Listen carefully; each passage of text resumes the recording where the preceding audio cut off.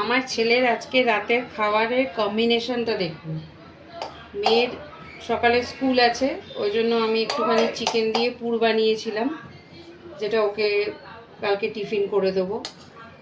ও দেখে লোভ সামলাতে পারলো না, বললো আমাকে রুটি দিয়ে দাও।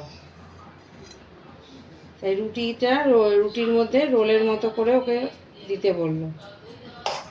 আরও আছে, দেখতে থাকুন। এর মধ্যে আর কিচ্ছু দিতে বারণ করলো, বলে এইভাবে আমাকে রোল বানিয়ে দাও। তো রোল বানিয়ে দিলাম। তো আরেকটা রুটি নিলাম। ও খাবে বলেছিল ভাত, পোস্ত বাটা ভীষণ ভালোবাসে, সে পোস্ত বাটা দিয়ে ভাত খাবে। তারপরে এইটা দেখে বললাম এইটা খাবো, দিয়ে এটা হলো 2টো রুটি ও খাবে।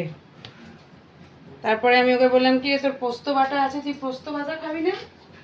তখন বলছে পোস্ত বাটা দিয়েও অল্প ভাত দাও। এটা কি ধরনের কম্বিনেশন আমার জানা নেই। এই যে পোস্ত বাটা দিয়ে ভাত অল্প আর রুটি চিকেনের পুর দিয়ে।